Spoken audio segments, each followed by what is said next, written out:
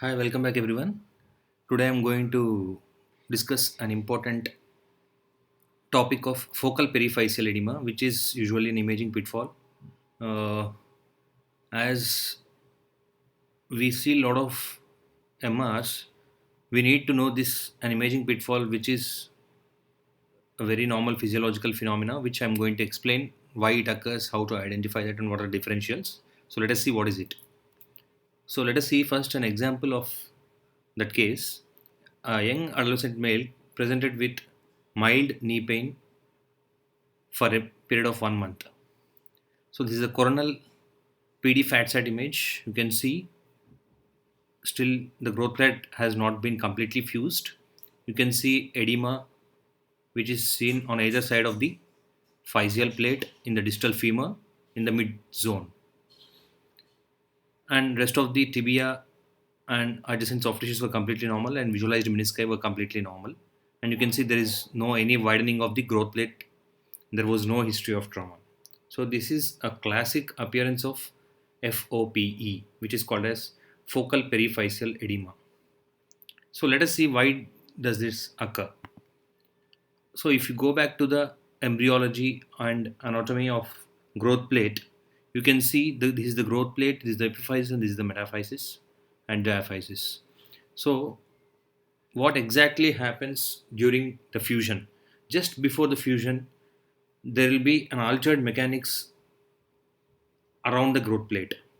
This is what actually leads to the edema on either side of the physial plate, which on MRI we call it as focal periphyseal edema, which was this entity was detected very late in the year of around 2011. It has come into picture in imaging. That is what the literature says. So let us see another two examples from few other journals. This is a classic case again, a 14-year-old 2-month old female with focal periphyseal edema in the distal tibia, sorry, proximal tibia. You can see the hypointense areas on T1 weighted image. And this is another case. You can see at different period of times it has been acquired to see the progress. Initially, there was an injury, and later still there was a persistent periphyseal edema, which usually disappears immediately after injury. That is, this is 13 months after the injury, still it got persisted.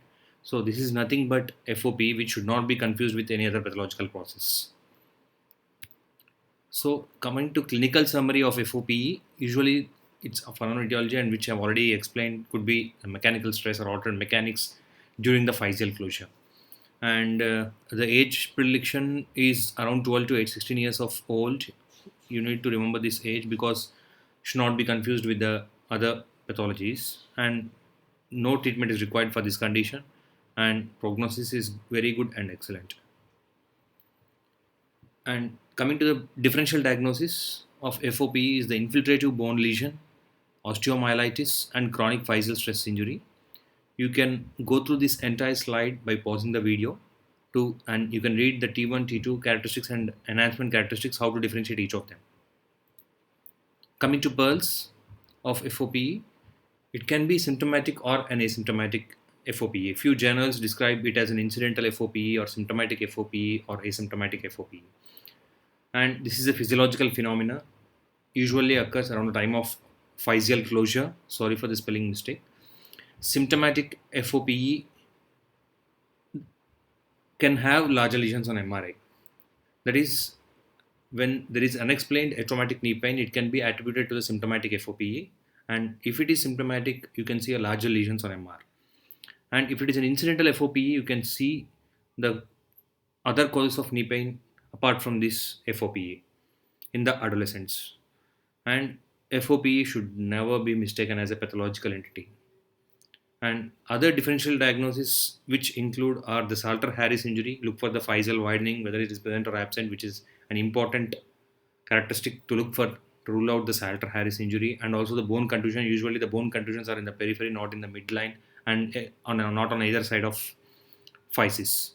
And the important point, you can see the sunburst appearance of marrow edema around the physis, which is classic of FOPE. So FOPE has a sunburst marrow edema on either side of epiphysis or physis. Thank you.